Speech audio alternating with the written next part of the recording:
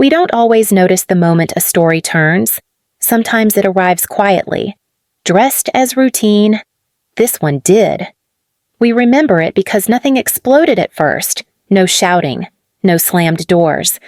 Just a sentence spoken too easily, in a room that had always belonged to someone else. Sarah Whitaker had spent years building something on her own, without asking to be understood. What happened that night mattered because it wasn't about money. It was about permission. This is where she starts. I almost skipped dinner that Sunday. It was late afternoon. Gray Ohio light pressed flat against the windows, and I'd already told myself I was too tired to drive out to my parents' place. But I went anyway. I always did. We were halfway through eating when Ben stood up. No toast, no warning, phone in his hand, the way he holds it when he's about to explain something to me. "So," he said, looking around the table, "we've decided it's time to simplify things for you." I froze with my fork in the air. He turned the screen toward me. Rows of addresses. My addresses. Notes under each one. Price estimates. Timelines.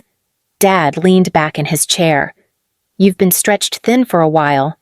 Mom nodded. "We worry about you. This way. You won't have to manage all that stress." I set my fork down. "What are you talking about?" Ben smiled. "The patient kind. The properties. We're helping you exit before it gets messy." I told him. "You don't get to decide that." He shrugged. "Someone has to." There was a pause then. The kind that tells you everything without saying it. From where we were sitting, it already felt like the decision had been made.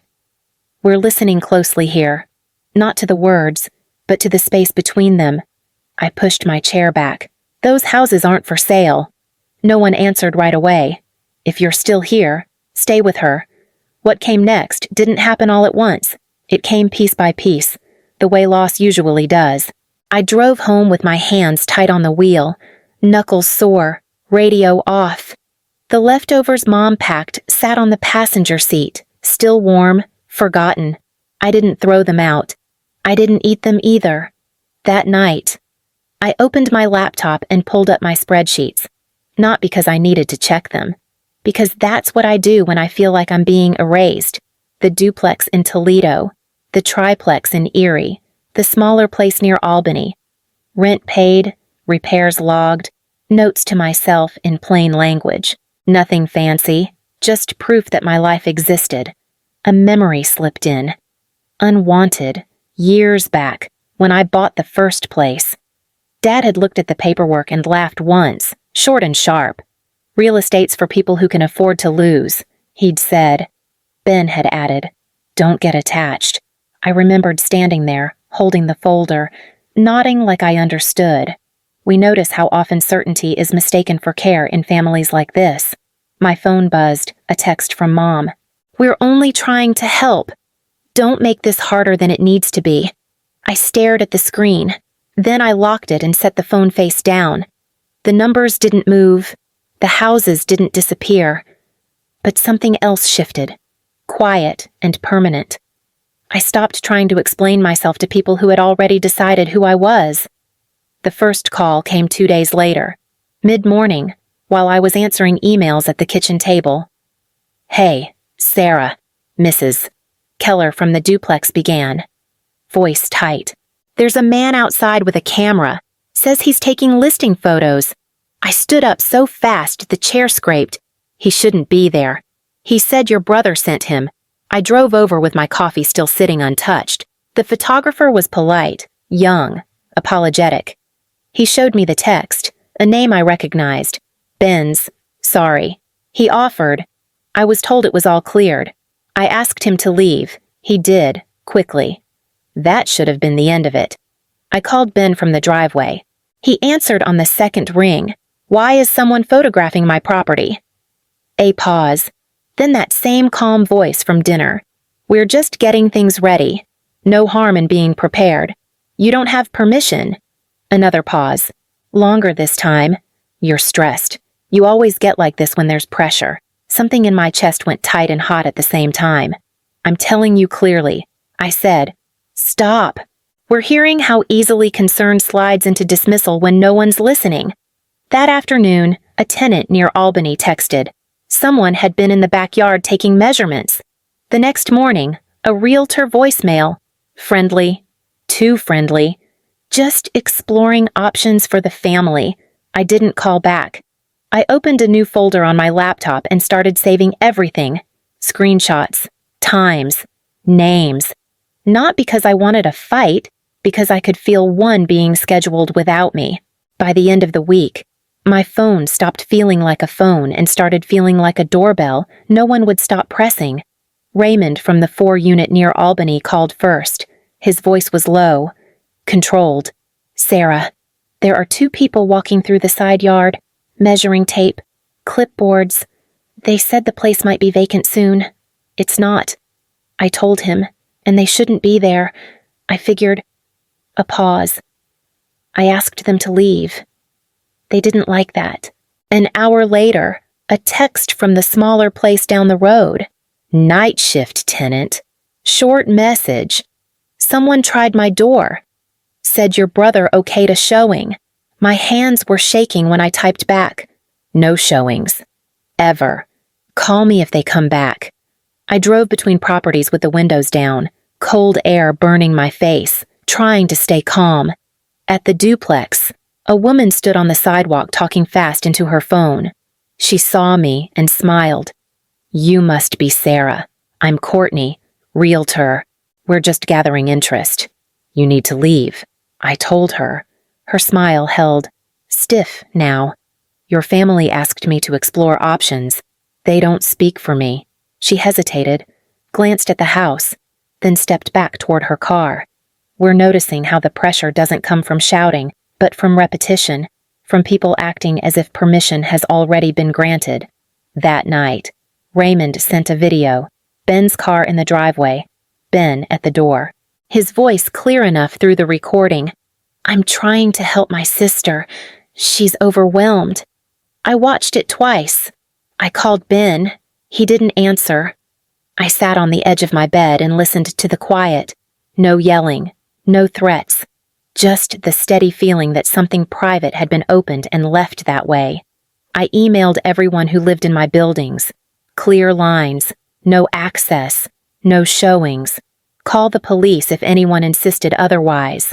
When I closed my laptop, I knew it wasn't about houses anymore. It was about strangers deciding they belonged in my life more than I did. I met Ethan at his office the next morning. Nothing dramatic about the place. Beige walls, a coffee machine that tasted burnt no matter what button you pressed. He listened without interrupting, hands folded, eyes steady. When I finished, he leaned back. You did the right thing telling them to stop. They didn't. No, he agreed. That part matters. He told me not to call my family again, not to warn anyone. Document. Let your tenants call if someone shows up. The system works better when it sees patterns. That night, one of the tenants did call. Not me. The police. An officer rang me after. His tone stayed neutral. Ma'am, this looks like a family dispute. I own the properties. I replied, no one else has access. A pause. Papers shifting. We'll note it. We can hear how thin that word sounds when you're the one waiting. The calls didn't stop, but they slowed. Long enough to make me wonder if it was over. Long enough for doubt to creep in. Mom left a voicemail, her voice soft. Careful. This is getting out of hand. You're embarrassing your brother. I didn't respond. 2 days later, Ethan forwarded me an email. Subject line simple. Unauthorized entry. Third notice. He added one sentence below it. They've been warned. If it happens again, it changes things. I sat at the kitchen table, phone face down, listening to the hum of the refrigerator, not calm, but steady, and waiting for the next line to be crossed. Raymond called late afternoon. I could hear wind on his end, the scrape of a door opening somewhere behind him. Your brother's here, he said, parked right out front. My stomach dropped, then settled into something colder. Is he inside? Not yet. He's talking to a couple, telling them he's handling things. I told Raymond to stay put and call the police if Ben tried the door. I was already grabbing my keys when another message came through. A short video. Ben on the front steps, hands open, voice calm, familiar. I'm trying to help my sister. He told them. She's overwhelmed. She asked me to step in. I watched it once, then again. Not to understand it, to hear how sure he sounded. By the time the police arrived, Ben was still there. He didn't argue, didn't raise his voice, just kept repeating the same line about family and responsibility. An officer knocked on Raymond's door. Then another walked over to Ben's car. Raymond texted me a photo. Ben standing beside the curb, hands at his sides. Listening now. We notice how confidence shifts when it's finally met by something that doesn't care who you are. Ethan called me an hour later. His voice was tight, professional. They cited him. Trespass. Prior warning makes the difference. I sat down on the floor, back against the couch. The house was quiet. Too quiet. Ben didn't call. Mom did. Her voice shook. This has gone far enough. I didn't answer. I stared at the wall until the light changed. Not relieved, not proud. Just aware. In a way I hadn't been before. That they'd stepped somewhere they couldn't talk their way out of. Ethan asked me to come by his office the following week. Same beige walls. Same burnt coffee. A stack of papers waited on the table between us. Thicker than before. Discovery came back, he said. From your parents. From Ben. He slid the first page over. An email chain. Dates going back years. I read slowly. Not because the words were hard. Because they were easy. She gets overwhelmed. If the houses are gone, she'll finally slow down. We should step in before she makes things worse. My mother's name sat above one of them. My father's below another. I felt something loosen behind my ribs. Not pain exactly. More like pressure releasing. Ethan stayed quiet. Gave me time. There was a message from Ben that stopped me. Once it's done, she'll thank us. She always does. I laughed once, sharp and short, then covered my mouth with my hand. We're noticing the sound people make when a belief finally collapses. I pushed the papers back toward him. They never wanted to sell the houses. No, he said. They wanted control. I thought about every dinner, every conversation where my life had been discussed like a project that kept running late. That night, I sat at my kitchen table and opened the file on my laptop, the one I'd named years ago and never shown anyone. Dates, notes, missed holidays, repairs done alone, apologies given when none were owed. I added one more line. Not about property, about trust. My phone buzzed while I typed. A message from Mom. We raised you. We deserve a say. I closed the laptop without replying. For the first time, I understood that what they'd written mattered more than anything they could still say. Ethan didn't rush this part. He waited until I finished my coffee, until my hands stopped shaking. If we keep going, he said carefully, your parents could lose their house. Ben's already facing consequences. I need to know how far you want this to go. I stared at the window behind him. Someone across the street was washing their car. Slow, methodical. Ordinary life. Still moving. They'll say I destroyed the family. I said, they already are. He replied, this just makes it official. The room went quiet, not tense. Just still. We're sitting with the pause here. The kind that doesn't ask for courage so much as honesty. I thought about the file on my laptop, the notes I'd kept for years, the way I always softened my voice when I talked to them. Like, that might make things easier. I'm not trying to punish anyone, I said. I just don't want to protect them from the truth anymore. Ethan nodded once.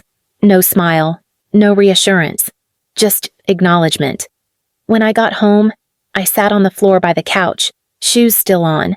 My phone buzzed again. A missed call from Mom, then another. I let them pass. I opened the laptop, scrolled through the ghost ledger, and added one more line. No dates, no details, just a sentence I needed to see. I choose distance. I closed the computer and turned off the lights. Not relieved, not sad, just done explaining. A year later, the houses are quiet in the good way. Rents come in on time. Repairs get handled. No surprises. I walk through the 4-unit near Albany one last time with Raymond as he hands me his keys. He's moving closer to his daughter. We stand in the doorway a second longer than necessary. "You did right by us," he says. Simple. Then he's gone. That night, I sit at my kitchen table and open the ledger. The old notes are still there. I add one last line and close the file for good. I don't hear from my family anymore. No calls, no messages. The silence isn't empty. It's clean. I sleep better than I used to. I make decisions without rehearsing them in my head first. What changed wasn't the work. It was the way I stopped asking permission to exist inside it. Sarah Whitaker doesn't explain herself now. She doesn't soften her voice. She keeps what she builds. If you're listening and something in this stayed with you, that's enough. We'll step back here. Some stories don't end with noise. They end with space.